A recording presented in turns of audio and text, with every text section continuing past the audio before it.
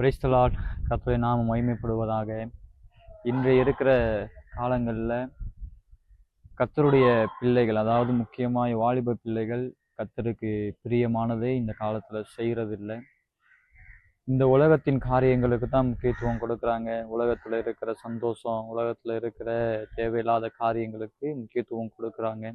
ஆனால் கர்த்தருக்கு பிரியமானவர்கள் இந்த உலகம் என்கின்ற பாபிலோனிலும் கர்த்தருக்கு சித்தமானதை செய்வார்கள். நான் ஒரு வசனத்தை உங்களுக்கு காட்டி கொடுக்க விரும்புகிறேன். ஏசாயா தீர்க்கதரிசன புஸ்தகம் 48வது அதிகாரம் 14வது வசனத்தில் இப்படியா சொல்லப்படுகிறது, கர்த்தருக்கு பிரியமானவன் அவருக்கு சித்தமானதை பாபிலோனில் செய்வான் அப்படின்னு.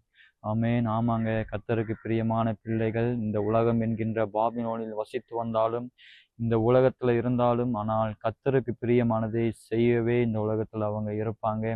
உதாரணத்துக்கு தானியேல் ராஜாவின் போஜனத்துல பங்கு இருக்கும் பொழுது இருதயத்துல பேசி கொண்டிருக்கிறான், இந்த போஜனம் என்னை தீட்டுப்படுத்தாமல் இருக்க எனக்கு கிருபை கொடுங்க அப்படின்னு. அதே போலதான் நாமும் இந்த உலகத்தில் வாழும் பொழுது இந்த உலகத்தின் காரியங்கள் நம்மை தீட்டுப்படுத்தாமல் இருக்க தேவன் கிருபைகளையும் வரங்களையும் நாம் கேட்டு பெற்றுக்கொண்டு, முக்கியமாய் வாலிபர்கள் குறிப்பிட்ட காலங்களில் பரிசுத்தமாக இருக்கிறதற்கு முயற்சிக்கிறாங்க. ஆனால் சிறிய காலங்கள் வந்தோன்னே மறுபடியும் மீண்டும் அதே பாவத்தில் விழுந்து அதே அக்கிரமங்கள், அதே உலகத்தின் இச்சைகள், அதே உலகத்தின் காரியங்களுக்கு தன்னை ஒப்பு கொடுத்து பாவம் என்கின்ற வழியில் நடக்கிறார்கள்.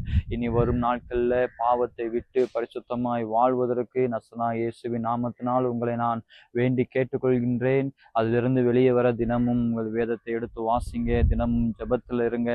தேவனோடு இருக்கிற ஐக்கியத்தில் நீங்கள் இருப்பீர்களானால் நீங்கள் இந்த உலகம் என்கின்ற பாபிலோனில் இருந்து முழுமையாய் விடுதலை அடைந்து பரிசுத்தமாய் கர்த்தருக்கு சித்தமானதை இந்த பூமியில செய்கிற பிள்ளைகளாய் நீங்கள் மாற தேவன் உங்களுக்கு கிருபை தர வல்லமை உள்ளவராய் இருக்கிறார். ஆமென்.